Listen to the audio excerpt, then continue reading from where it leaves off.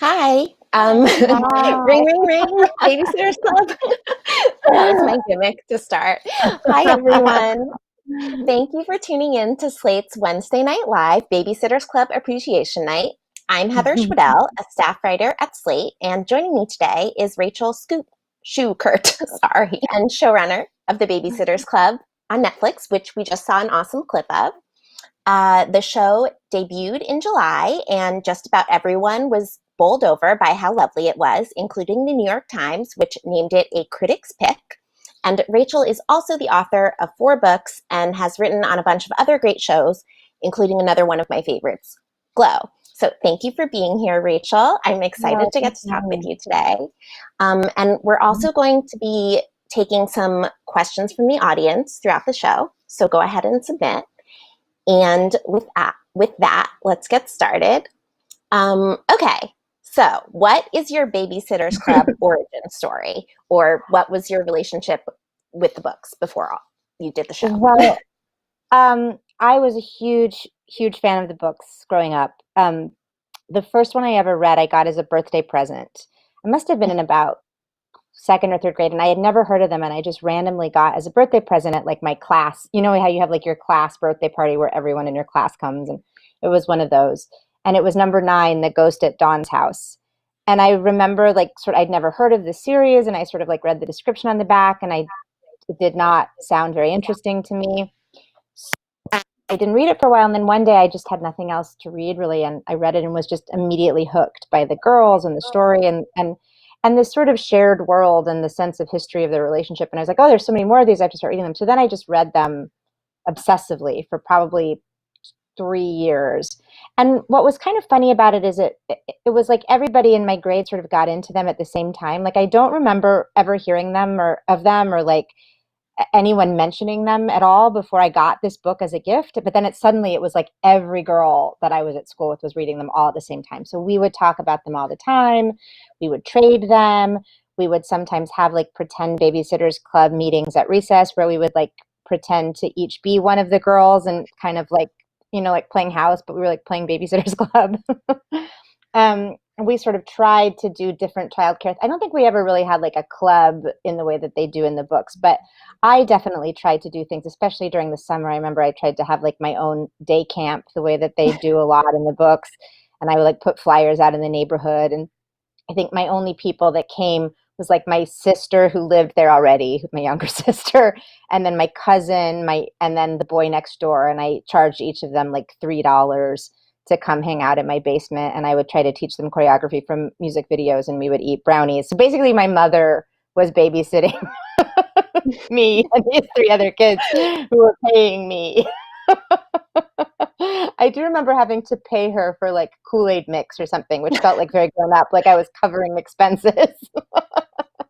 Yeah, I feel like the series launched a million clubs like that were kind of ineffective, but fun for the kids. Oh yeah, or just the idea of being in a club to begin with. Like I think the girls at my school and I sort of realized that we all kind of lived far away from each other, and we had no way to like get to anybody's house the way that there's real proximity in Stoneybrook that we didn't have in my in my city. But we tried to start a lot of other clubs. I remember we tried to have like an art club and like a writing club, and just the whole idea of like being in a club and trying to have that sense of camaraderie and shared purpose was something that we really took from the books and tried again and again to sort of organize, and also failed again and again to, to really get off the ground. Right.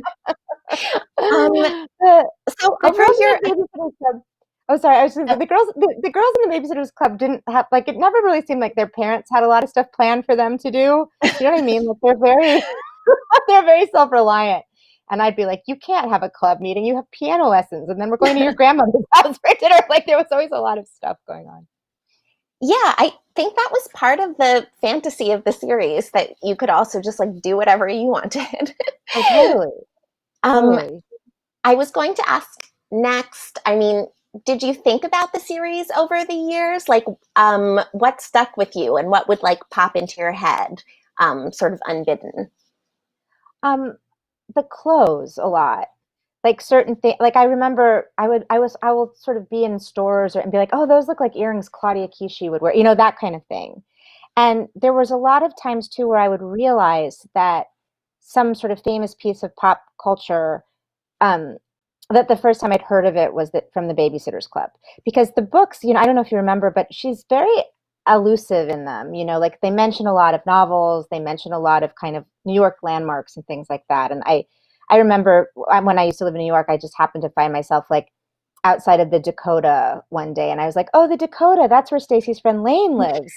And Oh I my realized God. that I knew, yeah, like I knew what the Dakota was from that. And I also, like, because of the Dakota, I had like first heard of Rosemary's Baby, the movie Rosemary's Baby, like from the Babysitter's Club, like things like that. I would be like, how do I know that word, or how do I know of that movie, or what was the first time I ever heard that? And I realized it was in these books. And so there was a part of me that realized just really how formative they were. But I hadn't reread them for like a long time until we started talking about the show, and I kind of was attached to develop the show. And rereading them was amazing because they were so imprinted in me. Like, even though I hadn't read them for probably 25 years, I remembered like whole passages from them and whole sentences and whole like outfit descriptions and words and like exact moments. It was really kind of eerie that they had just been sort of like downloaded into my consciousness in this way that I didn't realize. I feel like the stuff that you consume as a kid at that age, especially when you're about 9 or 10, you just remember in like a totally different way than anything you like kind of read before or after. Like or at least that, I feel like that was really at least when my sort of memory hit its peak. Because movies that came out that year, books I read that year, I remember like every detail of, but I don't remember things, from like 2 years ago at all. Right. Yeah, I feel like you sort of have this blurry memory sometimes of the past, and then it must be strange to see in print, like, oh, was all here all along. Yeah, it was The surprising. Dakota detail is so great, by the way. That reminds me, a friend told me that she remembers first reading about kale in the Babysitter's Club, and this friend is a vegetarian, so that was like very influential to her. Yeah, I was a vegetarian growing up, actually.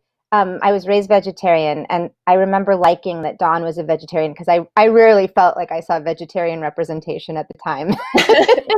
Right. Um, how long does it take to read a Babysitter's Club book as an adult? Like an hour? Yeah, not very long. You can definitely read it. Like I would never felt bad like in the writer's room being like, can everyone just read Claudia and the Phantom Phone Calls tonight? It would take, yeah, like 45 minutes. I also Yeah. think if you kind of realize that you've been reading a lot of them, it's a little bit like binging television shows. Like you can read like 4 or 5 of them at a time, honestly, because they don't take that long. Especially the second chapter is always her kind of recap of how the Babysitters Club came into being and who everyone is and their offices, and you can kind of speed through that a little bit. So that that's a chunk. After you've read so many of them, you really do know like how Christy got the idea for the club, and that she's the president and that Claudia is the vice president because it's her room and her phone line, so it's only fair, and that she hides candy all over her. Just like their little character descriptions that kind of are always at the beginning of every book. And then once you kind of get into the story, there's really only maybe like 90 pages, and they're small. I have one right here. I can show you. I have stacks of them by my bed right now. It's like, here's Marianne's makeover. Oh my God, that's the You can cover see I think of all the that's the time with her cover. Oh, with her haircut. short Yeah. hair. When her dad takes her to get a haircut. I just reread this one, number 60. And there's a lot of makeovers in the Babysitters. There's a lot of like going to the mall and finding new outfits and getting a haircut and get ear piercing. I feel like ear piercing was a very big deal. And I definitely wanted to get my ears pierced because of the Babysitters Club. I remember that. So I have that here, but then I also have, like Sisters in Hate. Just all the essentials. A really eclectic stack of books here. Um, so you talked about working with the writers a little bit. When you got the opportunity to do the show, and you were hiring writers, like what level of pre-existing Babysitters Club knowledge were you looking for? Like, obviously they could gain it, and it didn't. You want them to be good writers more so than experts. So how did you look at that? Well, to be honest, I kind of wanted a mix. I wanted people that really loved the books and knew them, but I also wanted people who were kind of new to them because you want if you only have people that grew up sort of like, you know, deifying these girls and this book, I feel like you can wind up with this sort of really reverent adaptation, which might be very close to the books, but maybe doesn't necessarily update it the way it needs. Like I wanted people that could come to it with fresh eyes a little bit, and kind of bring their own experiences to it and kind of be discovering it anew. But everybody that I hired, I think had there was almost nobody that had never heard of it or never read one. There were ones that had been a little too young or just for whatever reason were sort of not as conversant in them. Because Lucia and Yellow and I, who's the other EP on this project, and we kind of have been, in it from the beginning, we're both obsessive Babysitters Club fans. So there's a lot of level of fandom. You don't have to know the names of all of Claudia's extended family to really, but then there's a level of obsession that's sort of off the charts. And I thought I had that, but there's even levels beyond me. There's stuff that I still don't know that I get reminded of. So, but it really is a very complete world of Stoneybrook and its environs. Yeah, with those writers who were more unfamiliar with the show and did bring a fresh perspective to it, what did they notice or what kind of insights did that lead to?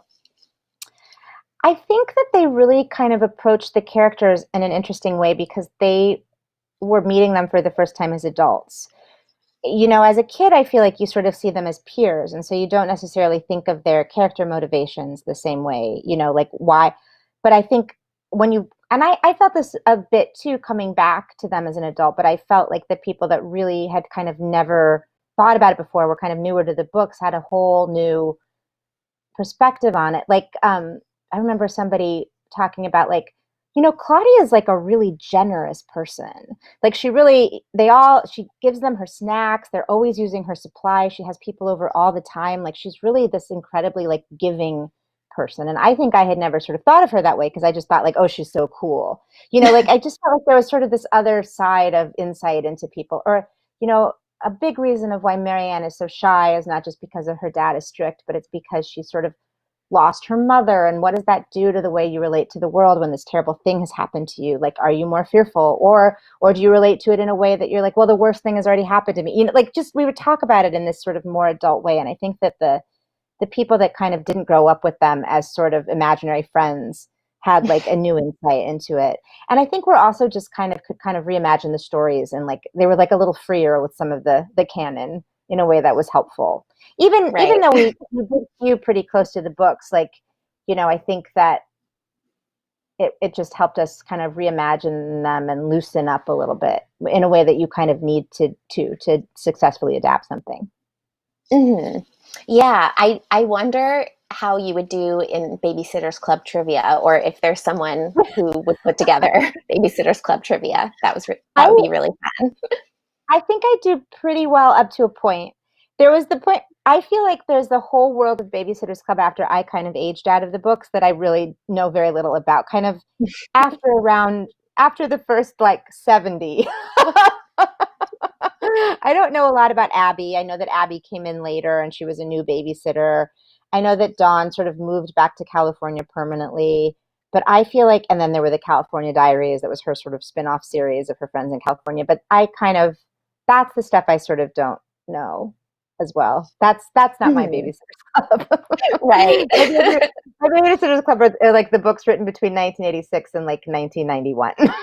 Mm-hmm. Yeah, there's the micro generation, not just people who love the Babysitters Club, but people who love different eras of the club. Different eras of the club, yes. Or people that really grew up with the movie. I feel and they'll remember things happening in the books, but that actually happened in the movie that never happened in the books.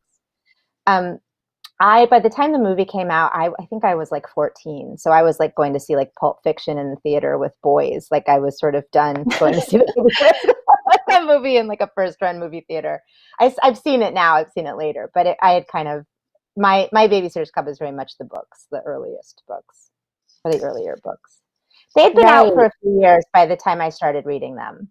But to me, that sort of peak, that like kind of 89, 90 is like my real sweet spot with the Babysitters Club.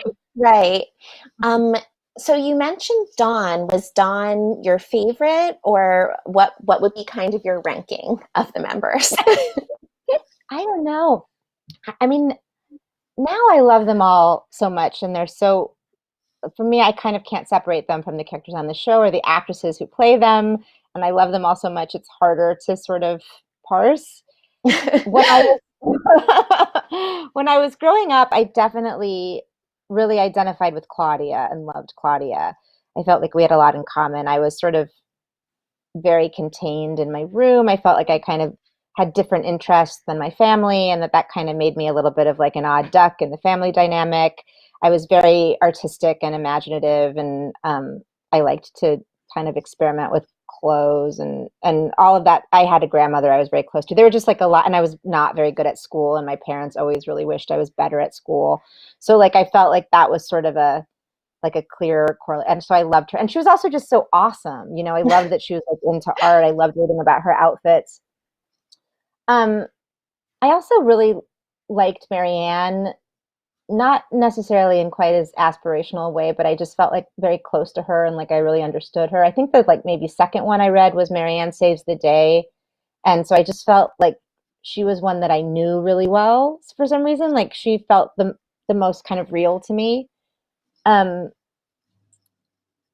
But I loved them all. I loved Stacy. Stacy was so glamorous. I mean, I don't really, it's hard to say, but I guess Claudia and Marianne were the two I felt kind of the closest to personally.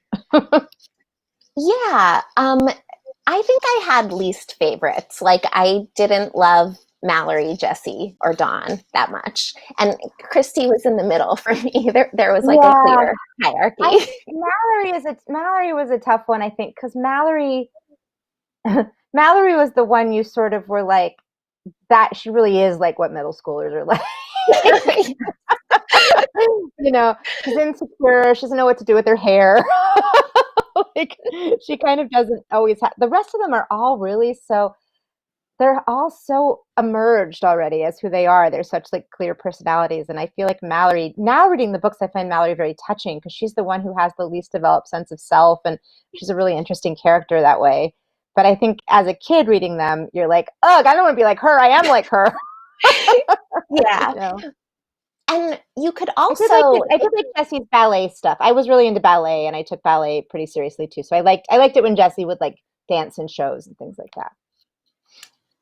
I was also saying, you could skip the books where a character you didn't like was the main character. So I just skipped a lot of like the Mallory and Christy books probably. And you could sort of like curate your own Babysitters Club that way. You totally could. I remember getting excited when one of my favorite ones was like, because they would like come out once a month, and we'd go to the bookstore, and I'd get really excited if there was like a Stacy one, but I always loved Christy too, and I loved Christy's whole family. I always liked reading about like the stuff going on at Watson's house and Karen and all of those characters. Yeah, and the family stuff really comes to the fore in the show, in a way that I don't really remember it, but makes sense. I guess to get back to the show a little bit, how did it all start? How did you get involved with what I assume is a dream project? It was kind of a dream project. Well, what happened is I was actually kind of the last person to attach to it.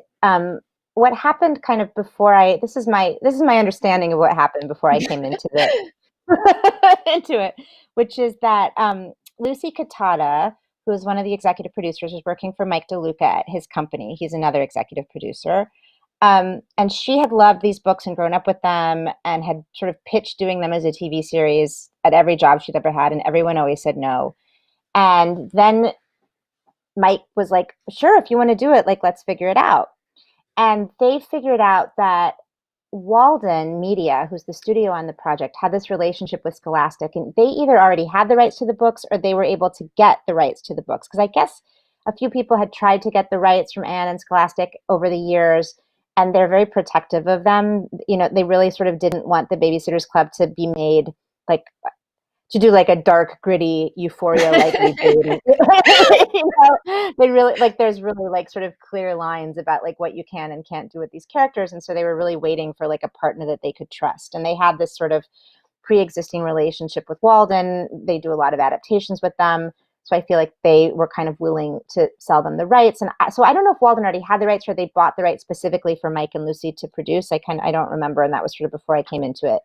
But so that part kind of came together. And then independently, Lucia had been talking to her agents about stuff that, they were like, is there something that you grew up with that you'd be interested in adapting, like to direct? She's the directing producer on the project, and also, was very helpful in the conception of it. And like I said, is a great person and a huge, giant Babysitters Club fan. She was like, yes, the Babysitters Club, that is my Star Wars. That's what I want to do. And so she was sort of trying to figure out who had the rights and see if she could even like buy them for herself. And they were like, the rights are like $1 million. So no, you're not going to buy them for yourself. But then she figured out that Mike had them through Walden. And so I think she kind of got in touch with them, or it all kind of came together that way, that like, and they were looking to attach talent to it anyway. And she's a known director and a great writer. So they were very excited to kind of partner up with her. And then they needed someone to really come in and run the show and write the show and sort of create the show. So they were talking to writers, and I got this email from Lucy when I was about 6 weeks postpartum, and I was already back at work full time on Glow. I went back at like 3 weeks, so I was just kind of in a weird fugue state, this is honestly why my memory about how this all came to happen is so fuzzy, because I was in this sort of like extended blackout of like not sleeping for more than 40 minutes at a time for like 6 months. There really are like missing pieces from my memory.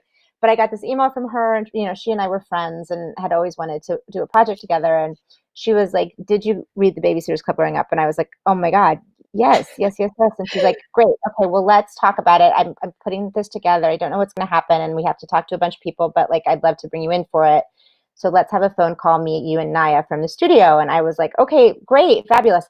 Then totally forgot that we had this phone call set, because I was like doing things like driving off the studio lot with like the door of my car open and getting like almost on the freeway and being like, why is it so windy in here? Like, oh, okay, I should close my car door. It's like really embarrassing. So I totally forgot we had this phone call. I was on the set of Glow. I was covering an episode, and my phone rings, and I was like, oh shit, it's this really important meeting. And I ran in the other room into like my little room, this little sort of cell they had like set up for me on the set so that I could pump. It was like this like windowless cinder block thing that was just filled with like equipment that smelled like stale breast milk. And I sort of crouched in there, having done like no preparation for this call and kind of panicking.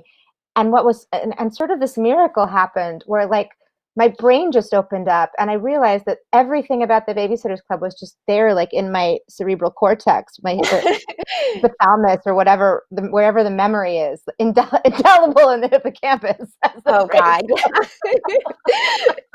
And I remembered everything, and I just was talking about, my vision for the show and like how I thought it could kind of be updated, and it all just was kind of there. And I remembered, all of Christy's entire family and all of their handwritings and like, yeah, the covers of things and like what happened, like it was really just kind of all there. And they were like, well, this was a great call. And I was like, great. I loved it too. And then a few weeks later, Lucia and I sat down together and just had such kind of similar ideas about how we wanted to see this sort of updated, and our memories of the books, and just kind of what we thought could really be there and what we could bring to the fore and what we had to bring to the project. And so it all just kind of came together. And so then, I wrote the pitch. So this was all like in the fall of 2017. And it always takes a while to kind of get things going. And we finally took it out to pitch in the spring of 2018 and sold it to Netflix. We were very lucky. It was a competitive situation. Netflix wanted to just order it straight to series, as they do, which was great. And then, it was sort of like another year of just getting everybody's deals closed and people's availability kind of coming online and figuring out the window. And so we started in the writer's room in the spring of 2019 and shot through the summer and fall. So it's been It's been about, not quite 3 years now from start to finish. 3 years of just full Babysitters Club immersion. I mean, That's the not dream. full Babysitters Club You immersion. do other I things? sometimes think about other things. Yeah, I did another full season of Glow. I worked on 2 other shows. Because, like you have to do something while everything's kind of coming together. I would say it's been about a year of full Babysitters Club immersion.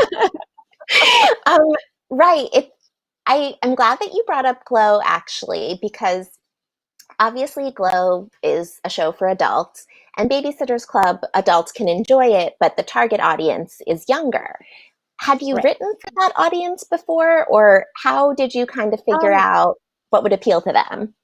I haven't really ever explicitly written for that audience. I've written on things that are like sort of with teenagers and things like that, but like older teenagers, kids who are like 17, 18. I didn't really think about it that much, I have to say. I know that that sounds weird because I did think about it, but I didn't really feel like I needed to change my approach in how I sort of put together an episode or approach a character or write. I feel like um, kids are very complex characters, that girls are very complex characters. And when I loved them and read them, I was a contemporary. So I sort of still thought of them that way, even though they're kids. I just think kids really understand big feelings. Kids know when something's funny. Kids sort of know why someone may be acting the way they're acting. Like they're really psychologically complex. And in ways, they're almost more psychologically complex because they're more open and they're more in the moment and they haven't sort of figured out how to compartmentalize and not feel their feelings yet. So, so I didn't really think about it that differently than I think about writing a show like Glow, which is very similar in a lot of ways. I feel like they really share a lot of DNA and they're kind of sister shows in a certain way because they're both about these sort of groups of um, kind of female characters who are very different from one another, who kind of complement each other, but also come into conflict with one another. And they're trying to like build something together that's sort of bigger than the sum of its parts. And um, just energetically, I feel like they're very similar. So I kind of approach them really in the same way. That said, obviously, there's just like things with kids that like you don't do and things they don't say and storylines you kind of don't go down. Um, but yeah, but I also really felt that I wanted to keep the spirit of the books alive, just like we were saying, and that like that's how I heard of like the Dakota or Rosemary's Baby. That like I wanted them to know about cool stuff that kids might not have heard of yet, but like now would. Like Claudia mentions a lot of famous artists. She talks about Elizabeth Peyton, and Trevor mentions like the Chelsea Hotel and things like that. And I'm like, and sometimes we would get notes being like, I don't know if kids are going to know who that is. And I'm like, no, they're definitely not, but now they will. Yeah. Um, my coolest friend noticed that. She was like, wow, BSC mentioned Elizabeth Peyton. I'm impressed. I just feel like, and I was incredibly when I was about that age, 12, I was so obsessed with movies and movie making, and especially like the sort of old studio star system. Like I could tell you, about the movie that like just like crazy things that I knew. And so I figured if Claudia was that interested in art, she would know things like that. If you really have an interest as a kid, you really dig into it, I think, because, or if you think about it, like when Tavi Gevinson like started her blog when she was like 13 and would talk about all these incredibly sort of archaic fashion references and stuff. Like if you're really into something, you really get into it. right. Where should we go next? So you talked about like the big things about the series that you wanted to keep intact. Was there anything about the series that you did not want to preserve and you were like, I'm done with? um, Not really. I mean, I guess there were things that we sort of changed a little. In the books, for example, Dawn has a younger brother, Jeff, and we just felt like, we kind of didn't have room for him. And if he did wind up like staying in California, we would really need to address that, like why he stayed and she did, just things like that that were kind of, I would say we sort of streamlined more than we were like, I don't want to deal with that. Right. There wasn't there wasn't a lot. I mean, I have to say it's really to Anne M. Martin's credit, and she's just a I think, a phenomenal person, and what she has accomplished creating this world and these characters that have had such a lasting effect on so many people is just pretty remarkable. I think it's really to her credit that the books are a little dated, but they're, here and there, but there's nothing that you're like, ugh, you know what I mean? Like, they're really so ahead of their times in terms of this sort of feminism and the intersectionality and the representation. And, we tried to kind of push that forward in a gentle way to just kind of bring it into the future a little bit and kind of reflect the world of 2020. But unlike a lot of sort of favorites from the past, there's nothing that just makes you like want to pull your hair out. Right. It's pretty. Like the Sweet Valley High books had some, like, they always talked about how they were perfect size 2 or whatever. Exactly. Yeah. And there's like the way that they sort of relate to like their sex appeal and boys, and like kind of everything's about their boyfriends. Like even Marianne, who like has a boyfriend, like throughout the series, she often is sort of like, I mean, she breaks up with Logan in Marianne versus Logan because he's being too controlling and she feels like she doesn't want that. I mean, that's a pretty boss move. Yeah. And even having a boyfriend in the first place is like, she really kind of, it's not about like status, it's that she really likes him. You know what I mean? Like, they really are very self-actualized characters in this way. And I think part of the fantasy of the Babysitters Club is that they're this group of adolescent girls, which is sort of the cruelest time to be a girl, that sort of 7th and 8th grade.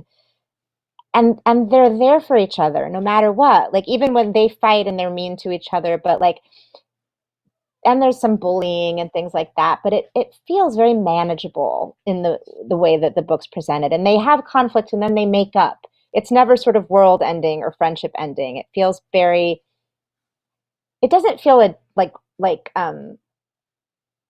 sort of fictitiously adult, right? Mm-hmm. But it does feel like these books give you a really good model for healthy conflict in relationships, both romantic relationships, familial relationships, and friendships. Yeah, what a joy to go back to something from childhood and realize like this was pretty good. I had decent taste. Yeah.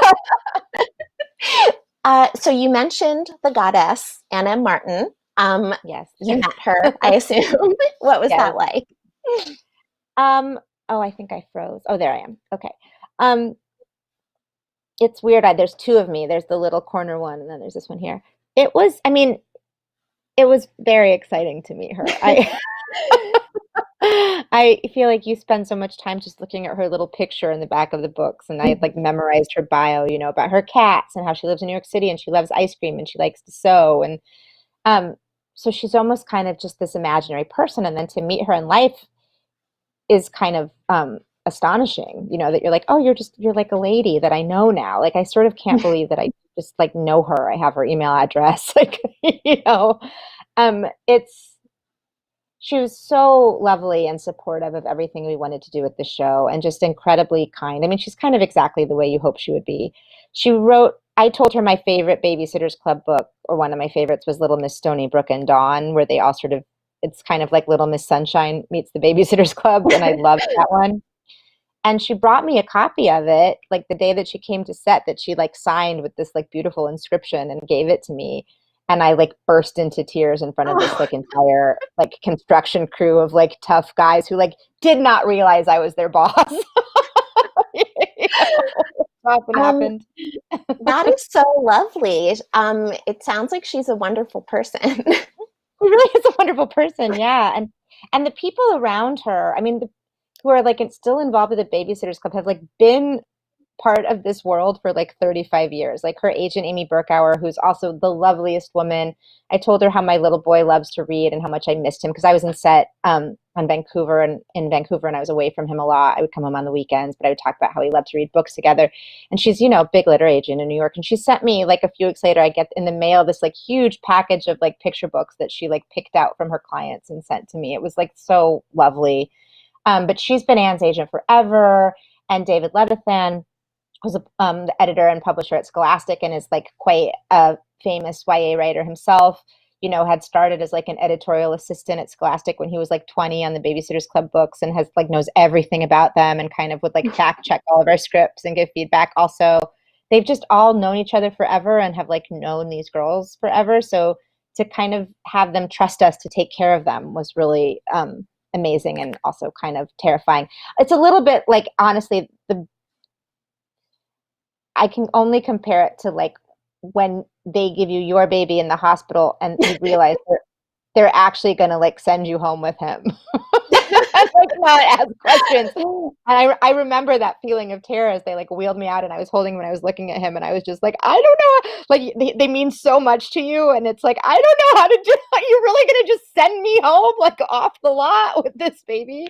That is a little bit of a similar feeling. But eventually you figure out what you're doing.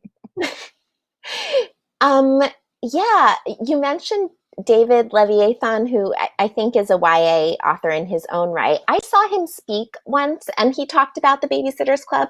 And one thing he brought up that I thought was the funniest thing was that he had a book or some Babysitters Club thing that had like all the details on it, and he labeled it Bible. So he would be on the subway reading a book that had Babysitters Club Bible on it, looking like a crazy person. Yeah, when he was like 20 years old, like 20, like a young guy. Yeah, and he wrote this book we use all the time. That's like the Babysitters Club Compendium, which it's kind of like it's like an encyclopedia of everything. So if you need to know like what's Mallory's dad's name, you know, like you just like look them up, and it has like every detail of everything and how old they are and all their birthdays and like all the stores in Stoneybrook and like when you see who and when you meet them and the whole. It was incredibly useful. It's probably the most useful book I own. Right. I had definitely forgotten about Jeff. I have not thought about Dawn's brother in a long time.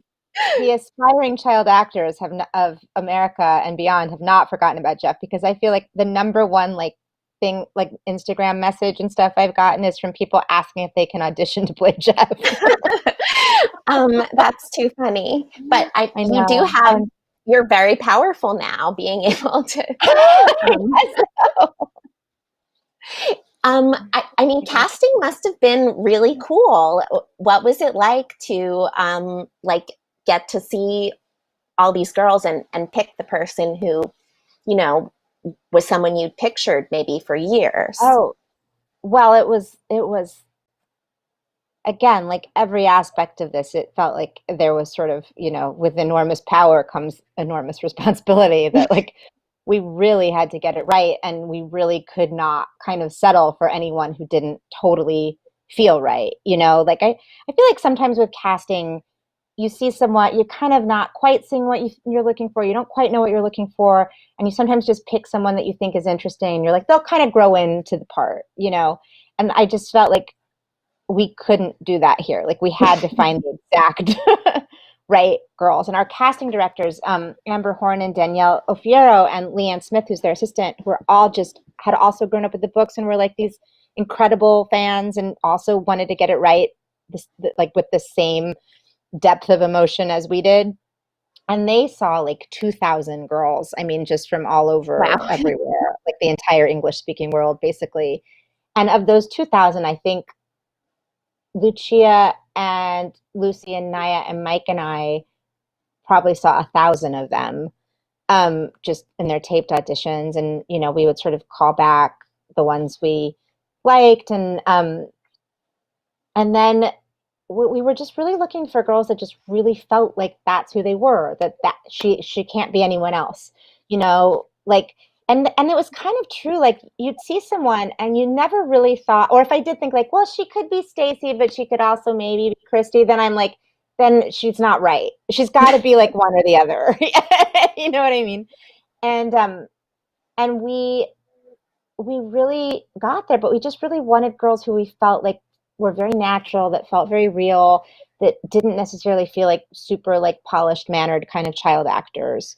But we also needed to find girls, and I kind of felt this way about the writer's room too, like we needed to find girls that we thought would actually like each other, that had like real chemistry and sort of similar energy in a way that you're like, oh, they actually seem like friends. Because I knew they would sort of become friends, you know, throughout the process, but like you sort of need that right away. And I think a lot of times with shows, you don't always have that, you know, like you have people that are sort of individually great for their parts, but this is so much about the group and so much about the chemistry between them. So we did, we kind of narrowed it down. I think we had like 2 or 3 choices for each one of them. And then we brought everybody to LA for like a kind of live mix and match. Because a lot of them, were somewhere else and we never saw them in person. I think the only ones I met in person before that mix and match of the final girls are Sochi, who plays Dawn, and Shay, who plays Stacy, because they were both LA local. But everyone else we had only kind of met over FaceTime or, and on tape. And Malia, who plays Marianne, and Momona were both just happened to be from Vancouver. We weren't only looking at Vancouver locals, but it just kind of worked out that way. So they had to come down with, their moms or their dads, and Sophie, who plays Christy, came from Florida with her mom. And then, I think we brought girls in from all over, really. I think there was a couple from Toronto. There were 1 or 2 from New York.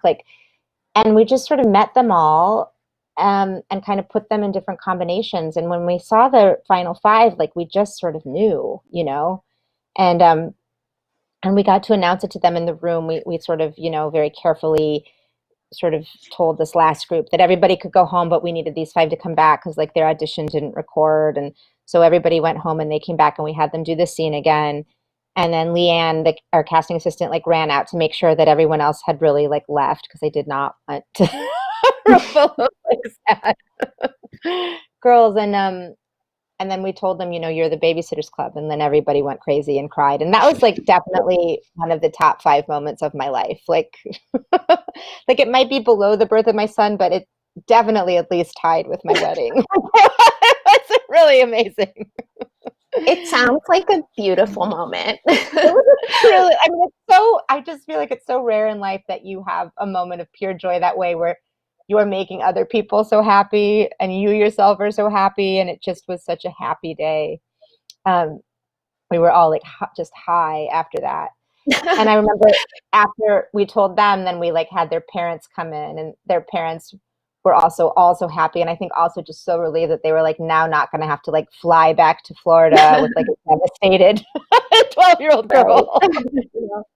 But I think they also knew it was going on because they heard the screams of joy and things from inside the rehearsal studio or whatever, this big room that we were in. And everyone was there, everyone from Netflix, everyone.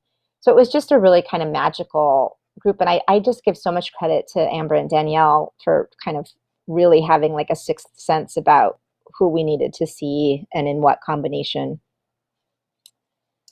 Well, you guys did a great job. We're supposed to wrap up now. Okay. We did get one audience question. Did any of the kids on set suggest any changes to the script?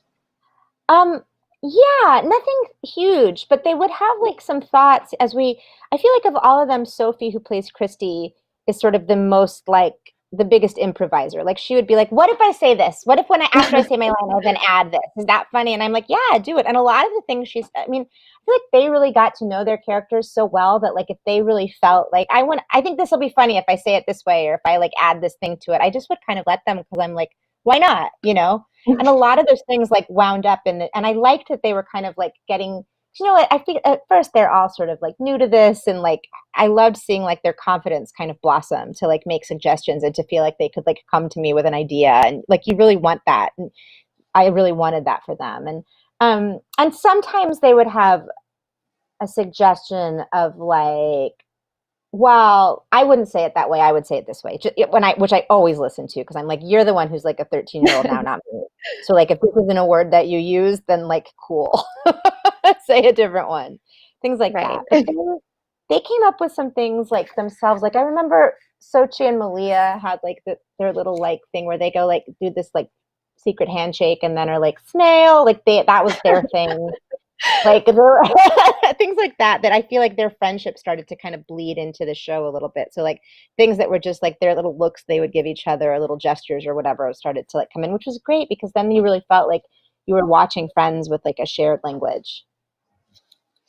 And I think it definitely came across on screen. I hope there's another season. And with that, we should probably wrap things up. So thank you so much for joining us, Rachel. It was wonderful. Thank you so much for having me. I hope people had all their questions answered. And thank you to everyone who's been watching too. You can follow Rachel on Twitter. You can watch her shows on Netflix and other platforms. And you can find her books at your favorite local bookstore. You can also support Slate by joining our membership program, Slate Plus. And for Wednesday Night Live, this series that we're part of, by the way, thank you to Faith and Britt for setting this up. They're going to take a break next week, but then it'll be back on September 9th. So see everyone then. Thank you again, Rachel. Thank you. Thanks so much, Heather.